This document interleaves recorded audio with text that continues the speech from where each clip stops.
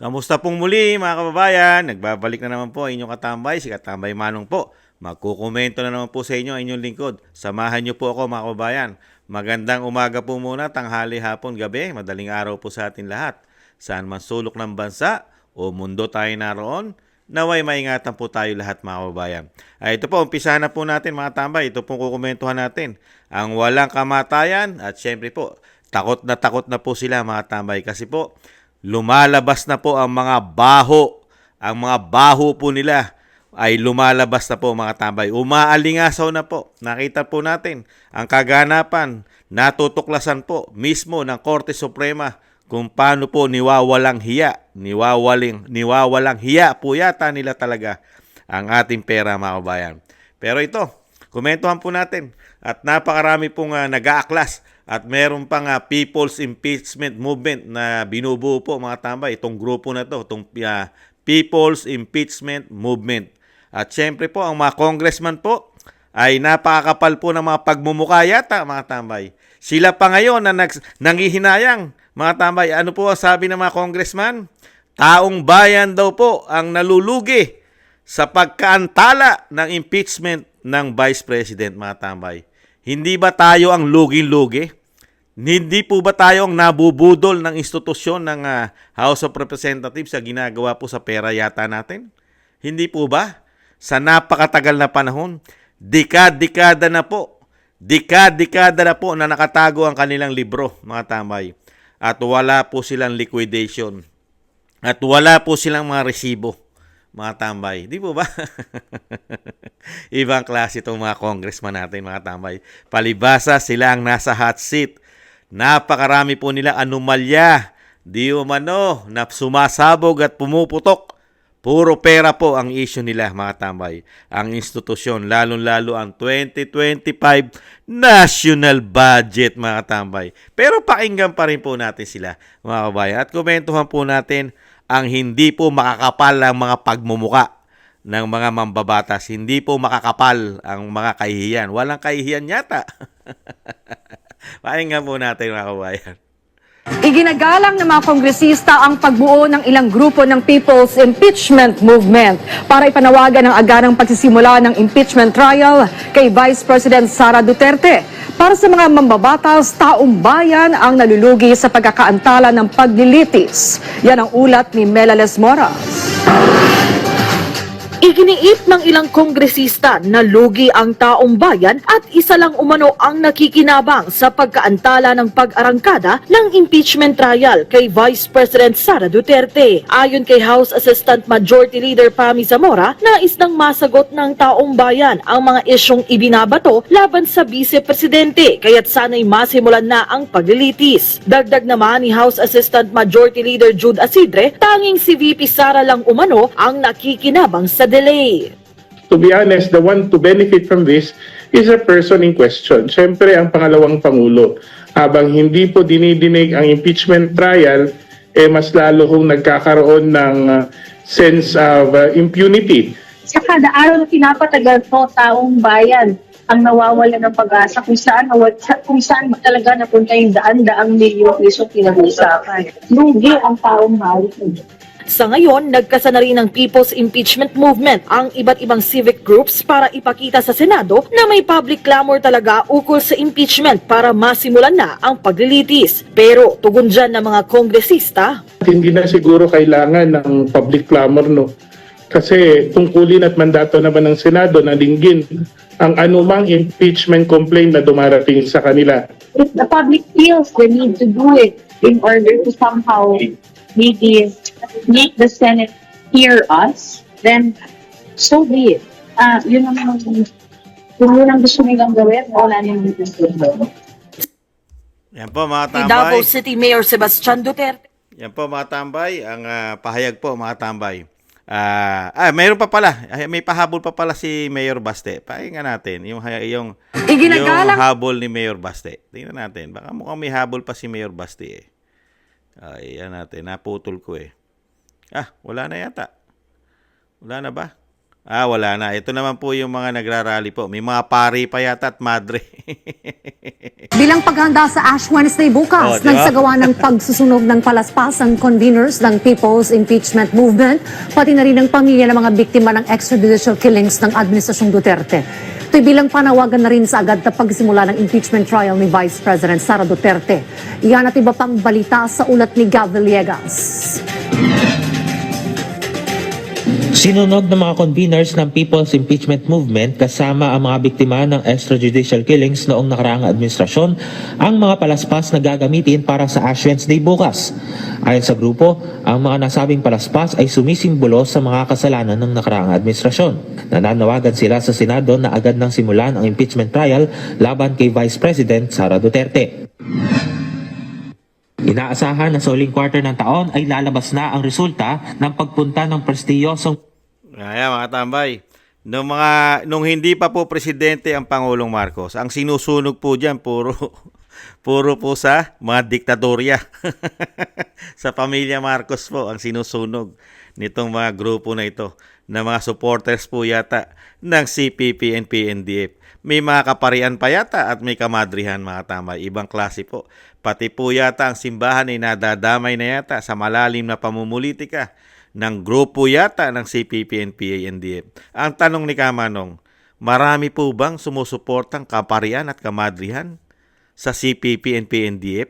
Hindi kaya? Nagtatanong na si Kamanong. Kasi napakadalas po natin makita sila eh. Mga pare, mga madre, nangunguna po. Talagang nagrarally, di ba mga tamay? Nagtatanong lang. At ibalik po natin dito sa mga congressman. Talagang suportado na po at nagkakaisa na po sila dahil nga po, mga tamay, maiksi na po kasi. Maiksi na po ang PC nila, mga tamay. Dahil nga po, bistadong-bistado na ang ginagawa po nila. Mga anomalya, naglalabasan na po, katulad po ng PhilHealth. Yan pong PhilHealth, pumutok na po, inuutusan na po. Sana sundin po ng bagong Pilipinas ang utos ng Supreme Court. Nag-uutos po ang Supreme Court na tahasan o utusan ng PhilHealth na ibalik ng pamahalaan ang kinuha po na hindi bababa sa 60 billion pera ng taong bayan sa PhilHealth. Di ba? Yan, pumutok po yan. Isa pong matinding anomalya yan, mga tambay. Ang tanong, yung pera kaya buo pa? Yung pera kaya kumpleto pa? Hindi kaya wala na yung pera? At ano kaya, ibabalik pa? At kung ibalik ito, baka naman kung ibalik ito, galing din kaya sa kupit. O sinasabi sa mga unprogram. Yung ginilalagay nila sa unprogram. Hindi kaya, nagtatanong lang. At dito naman tayo sa mga congressman. Itong mga makakapal ang mga pagmumuka yata itong mga ito. Ang kakapal ng pagmumuka at ang sinasabi, nakikinabang daw ang Vice President sa pagkaantala ng impeachment. Mga kabay, dinadamay pa tayo itong mga makakapal ng pagbumuka nitong mga mambabatas na ito, di umano. Ang kakapal ng pagbumuka, tayo pa ang sinasama na nalulugi raw tayo.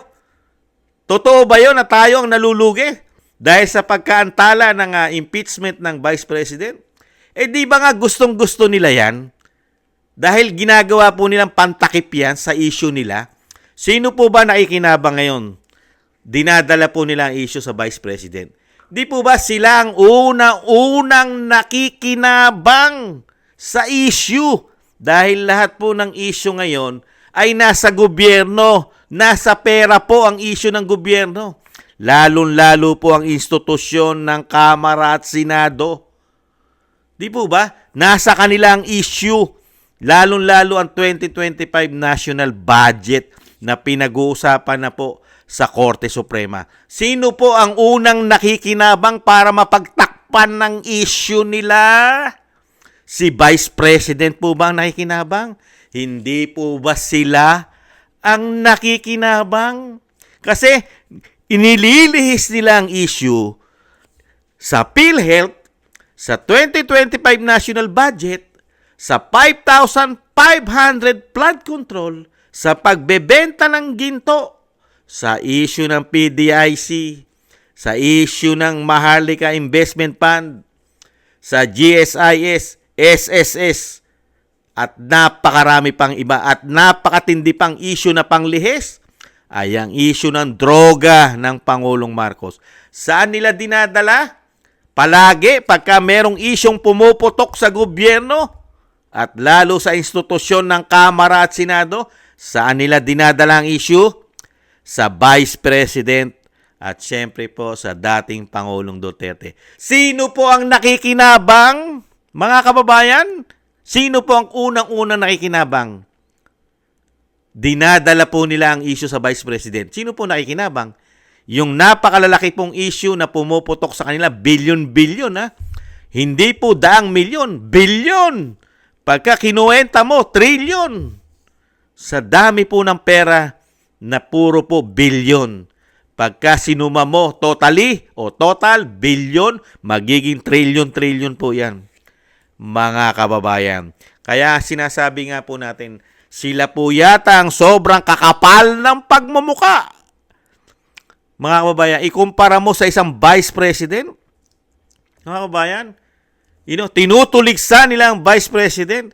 Kung talagang vice president ay totoong nagnakaw at talagang may anomalya, sa tingin nyo, aabutin pa ng 2025 yan, yung impeachment na yan. Sige nga. Di ba? Pinahaba lang po nila ng pinahaba ang issue ng vice president para pantakip. Hindi nyo po ba napansin? Komento ko. Pag-aralan nyo po ang sitwasyon ng politika sa bagong Pilipinas.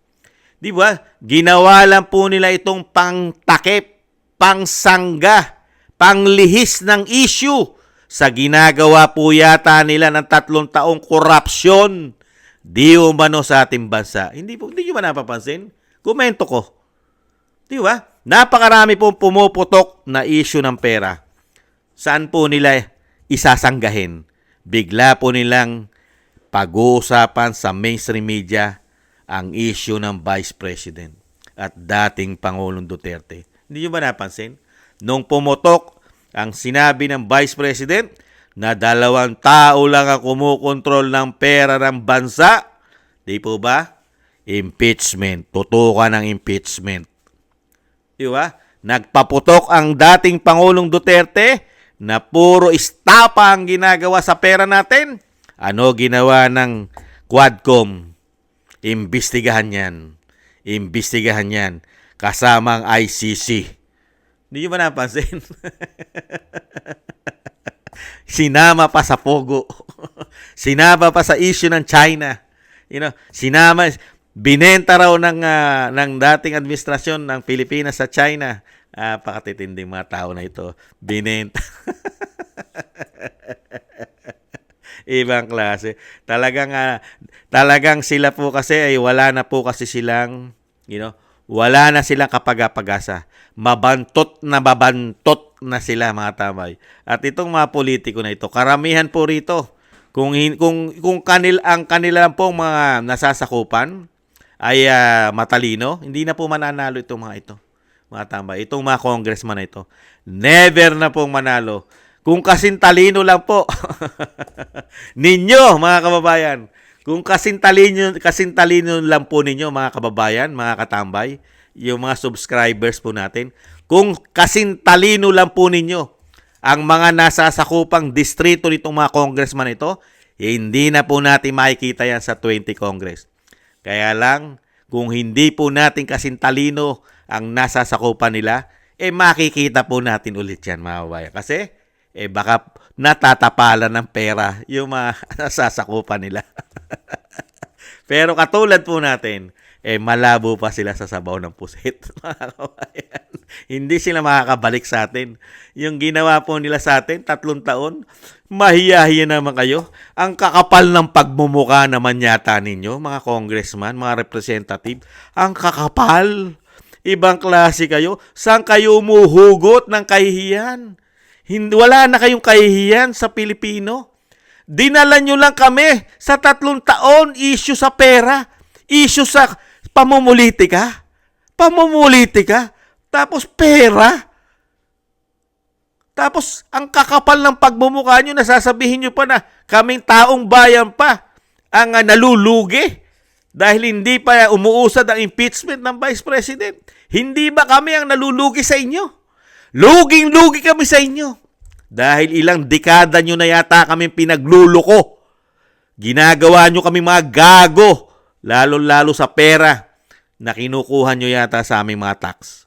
Di po ba? Dahil unang-una, yung inyong pondo, yung inyong MOE, ano ginagawa nyo sa yung mga extraordinary expenses nyo? Ano po ginagawa nyo? Liquidation by certification lamang. Ayon yan sa dating Pangulong Duterte at kay Miss Sasot Rogandos na siya po ang nakapag-research yan, si Sas. Hindi po yan sinagot ng Kongreso. Hindi po nila sinagot yan. At napakatagal na pong panahon ang ginagawa sa atin ng Kongreso na walang public hearing yata. Hindi pinupubliko o sinapupubliko ang kanilang mga budget, mga kabayan. Hindi po ba kami ang dapat magtanong at magsabi sa inyo na luging-lugi kami sa inyo? Kami ang luging-lugi at binubudol nyo yata kami, mga congressman.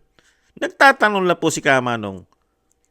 Naglalakihan na po ang inyong mga pagmumuka. Di kaya? Kaya lalaki na ng mga katawan nyo. Diba? Nakita nyo po ba mga itsura nyo, mga congressman, karamihan sa inyo? Manas na. Sa dami yata na nakukulimbat nyo yata sa amin. Di umano. Hindi kaya? Nagtatanong lang po si Kamanong. Ibang klase itong mga congressman na ito.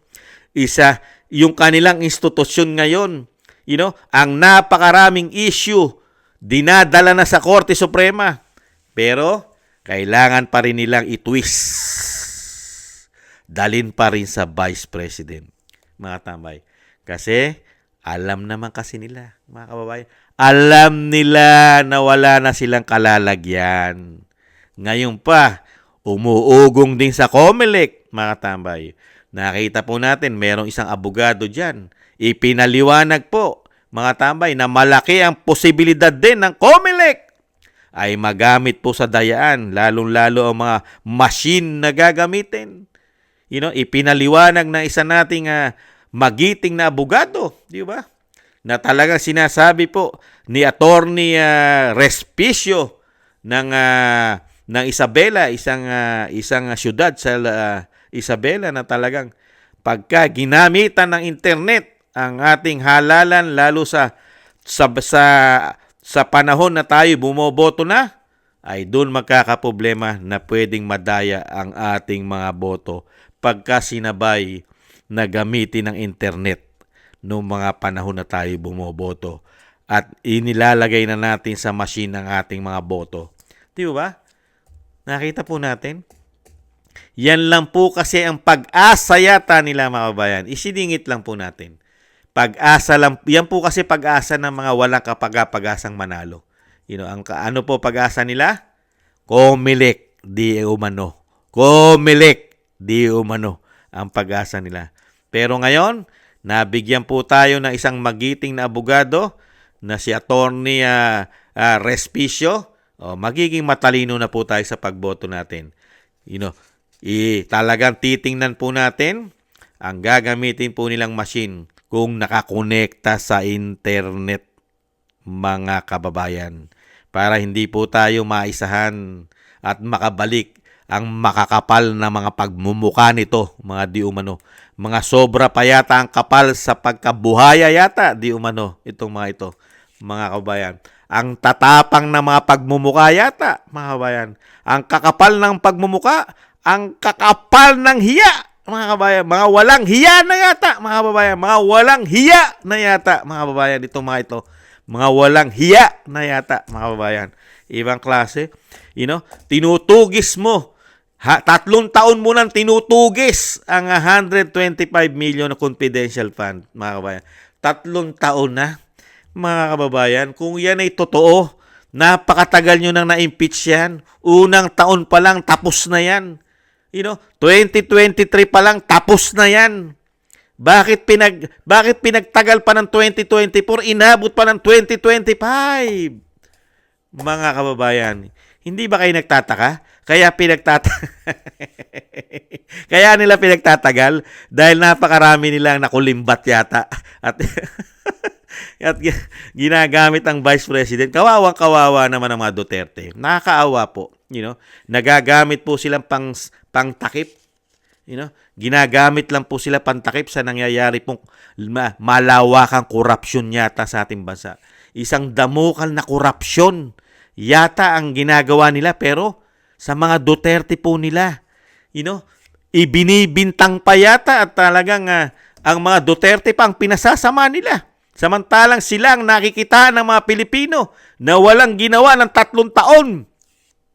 Puro pera natin ang pagsamantalahan. Yung mga katambay. At puro politika ang tinrabaho. Kaya nga tama yung sinabi ni dating Pangulong Duterte. Mga kababayan. Kasi si Pangulong Duterte, hindi siya madamot. Hindi siya madamot na politiko. Hindi siya greedy. Hindi siya ganid. Mga tama. Hindi siya ganid sa kapangyarihan. Hindi siya greedy.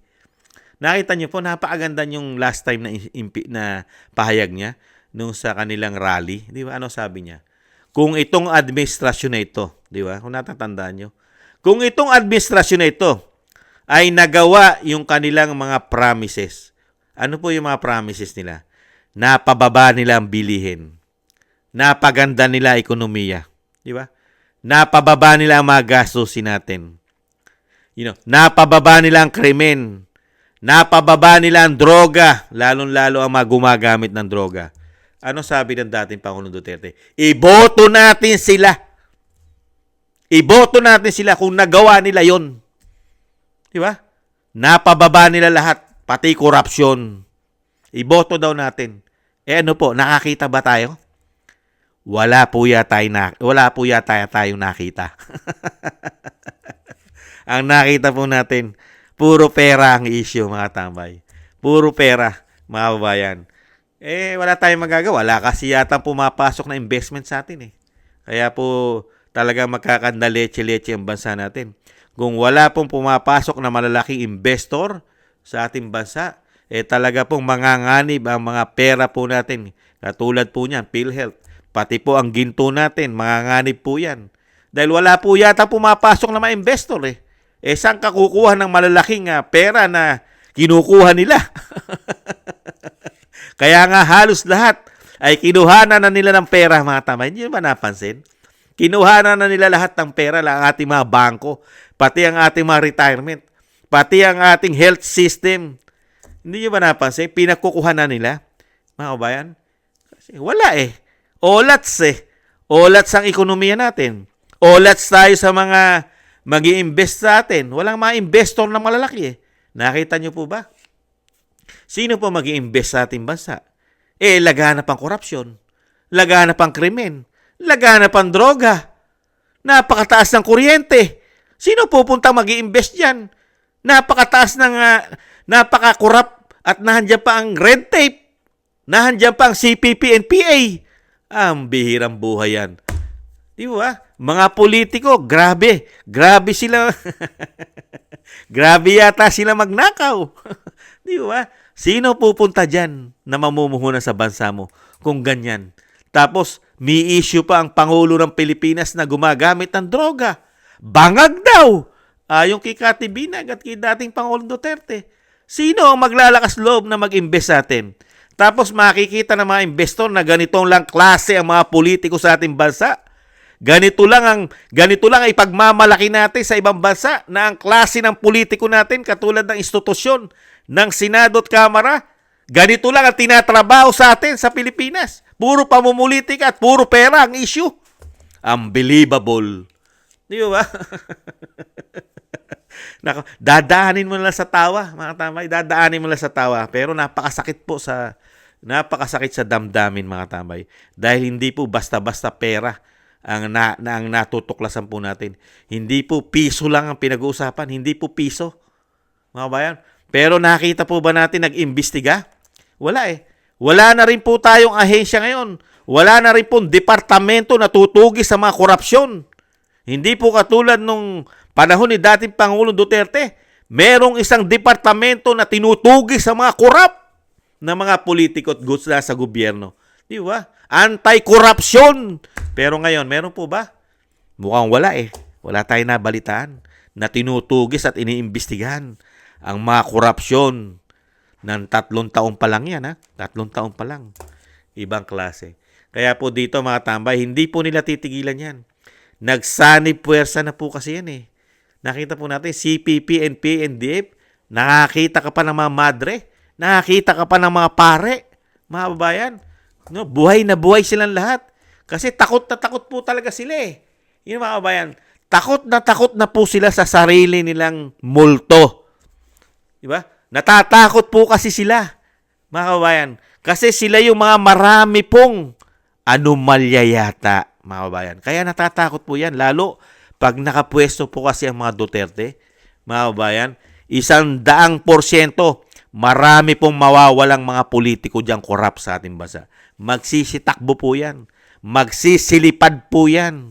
Mawawala po ng 6 na taon yan o mahigit pa, mga kabayan. 100%. 100%, mga tambay. Pag naupo po ang Vice President na Pangulo, yang napagkikita natin na yan, lagi nasa media at ini-interview, baka hindi na po natin makita yan. Baka po nasa ibang bansa na yan. Dahil may mga bahay naman po yata yan sa bansa, sa ibang bansa. Hindi lang po sa Pilipinas, mga kabayan. Kung yung mayor nga, mayor lang siya ng Iloilo. Nung maimbestigahan na sangkot siya sa malawakang bentahan ng droga at protektor ng droga, yung nasa Iloilo. Di ba mayor lang pero nakapagtago sa ibang bansa. Nanirahan sa ibang bansa na hindi bababa sa 6 at 7 taon o 7 taon. Gaano karami pera ng mayor? Ito, mas marami yatang mga pera ito, mga kababayan. 3 taon pa lang nakita naman natin, mga kababayan, pirmahan pa lang, 100 to 200 milyon. Gaano karaming pera yan, ha? Isa pa lang yon. Paano pa yung iba? Mga kababayan, 3 taon yan. Paano pa yung mga isiningit nila? Di po ba sa mga pondo natin?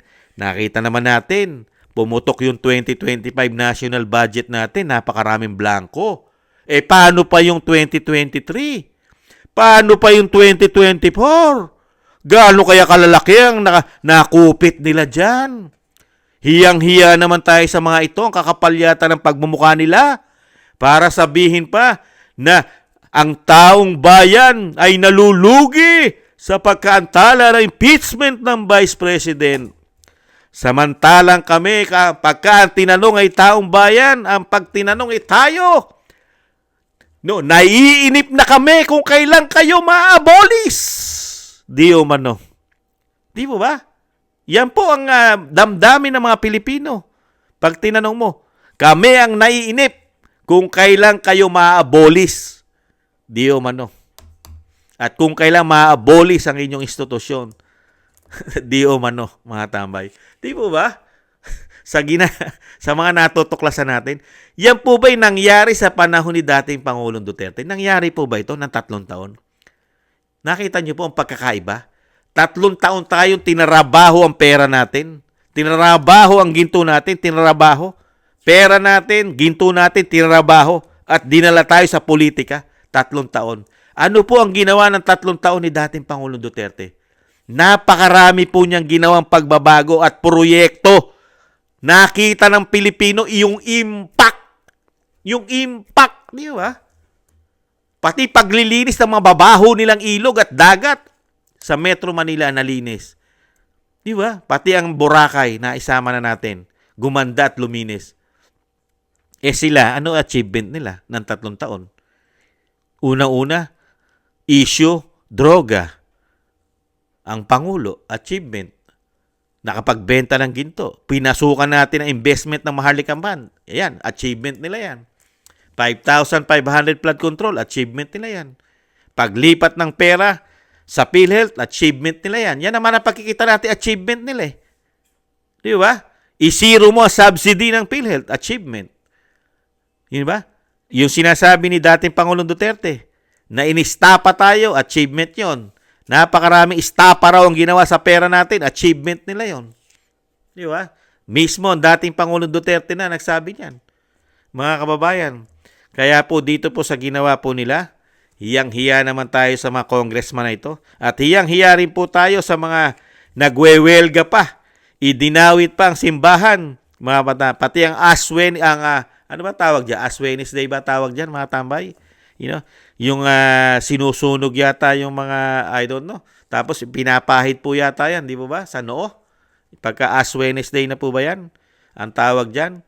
Yan, ginagamit pa sa pamumulitika, mga tambay, ibang klase. Pati simbahan, nagagamit na sa politika. Unbelievable. Pati ang ating kaparian, nakakahiya po. Samantalang hindi man lang nakikita ng mga pare at hindi man lang nakikita ng madre na nagsusunog doon. Yung issue na napakaraming Pilipino na bawal na magkasakit sa bagong Pilipinas, bawal na tayong magkasakit. Wala nang pera, PhilHealth Di mo ba? Kaya po sa bagong Pilipinas, wag na po tayong magkakasakit, mga kababayan. Dahil una-una, tinanggalan nga ng subsidy yan Di ba? At tinanggalan pa ng how many billions. Di ba? Wala na nga halos tayong makuha ang tulong sa PhilHealth. Tinanggalan mo pa ng pondo. Di ba? Hirap na nga tayo kumuha ng tulong sa gobyerno, lalo sa ating pagkakasakit. Mambihirang buhay ito. Kaya nga po, yan ang legacy. Isang legacy po yan ng Pangulong Marcos. Sa bagong Pilipinas, bawal magkasakit. Dahil walang pera ang PhilHealth. Hindi kaya? Unbelievable. Kaya dito po mga tambay, ito po mga congressman na ito, makakapal po kasi pagmumukha yata nito. Hindi, dahil po yata sa kapangyarihan, sa kayamanan, lahat na po lulunukin na nila, mga kabayan. Yung napakaraming pagkakamali yata sa kanilang institusyon, kaya po nilang tanggapin yun. At pilit po nila itinutwist para maging, alam niyo po yun, yung putik, yung putik na siya, burak na siya, di ba? Napakabaho na, imbornal na. Pero pagdating dito sa mga politiko na ito, pagka sila'y nagsalita, yung napakabahong imbornal, putik, napapalinaw pa nila. Napapalinaw pa nila sa kanilang mga salita. Ganito po sila. Ganyan po sila kagaling, mga tambay. Lalo-lalo na po, pagka ang kaharap nila ay mainstream media. Dahil ang mainstream media, mukhang baw lang ng baw. Yes, sir. Yes, sir. Yes, ma'am. Yes, ma'am. Kaya nga galit na galit po sila sa social media. Galit na galit sa social media itong mga ulupong na ito, di umano. Itong mga ulupong, itong mga buhaya na ito, di umano. Itong mga crocs na ito, di umano. Mga galit na galit po yan sa social media. Kasi sa social media lang po nalalaman ng mga Pilipino ang mga pinaggagawa nila. Sa mainstream media, pinagtatakpan pa yata sila. Di po ba, mga kabayan? Kaya pilit po nilang ginigipit ang social media.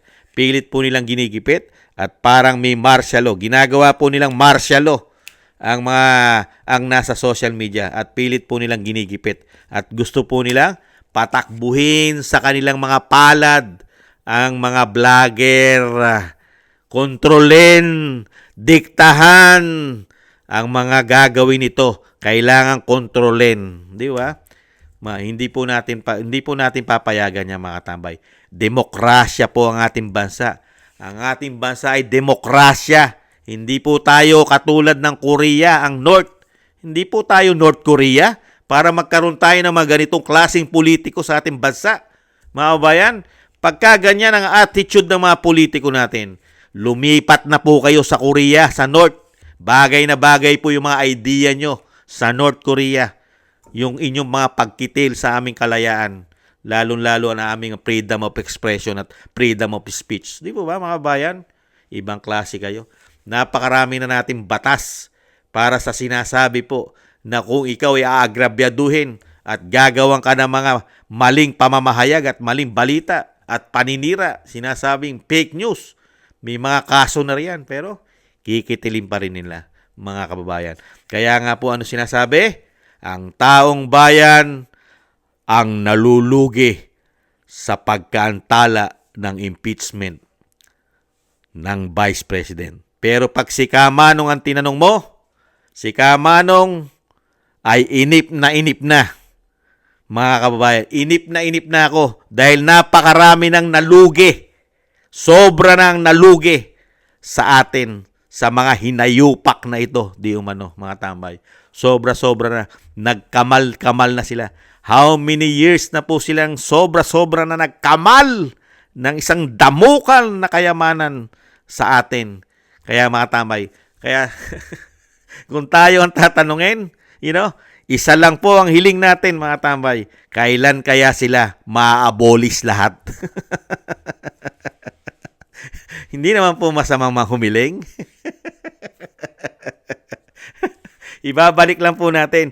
Ang taong bayan ay luging-lugi na sa inyo.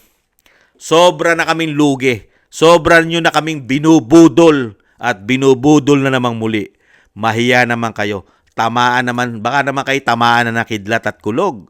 Sa sobra yata ng kakapal ng mga pagmumukha ninyo. Di umano, baka pati kidlat at kulog hindi na tumalab sa inyo pagka kayo tinamaan. Hindi kaya, sa sobrang kakapal ng inyong mga balat at pagmumukha yata, mga kababayan. Nako, mga kababayan, wag na po natin ibalik yung mga yan sa 20 Congress. At yung mga kababayan natin sa mga probinsya, sa buong Pilipinas, yung mga distrito natin, nasasakupan nitong mga congressman na ito, tandaan nyo po mga pagmumukha niyan. Huwag nyo na pong iboto yan. Kung kayo po ay matalino, hindi po mananalo yan. Pero kung kayo po ay bobo at mukhang pera, mananalo po yan. Ganun lang po kasimple yon, mga kababayan. Di ba ba? At syempre po, tangkilikin po natin ang PDP laban, ang Team Suka. Huwag po tayo sa sinusuka na at napakahirap ibenta sa Pilipino, mga kababayan. Ang Team Sinusuka. Huwag tayo ron. Muli po, si Katambay Manong, maraming salamat po sa nakaagusto po ng ating tambayang mga kabayan sa YouTube at TikTok. At ganoon din po sa mga nagko-comment, like, share, and subscribe. Maraming salamat po mga kababayan. Sa muli, ingatan nawa. Paalam. Bye-bye.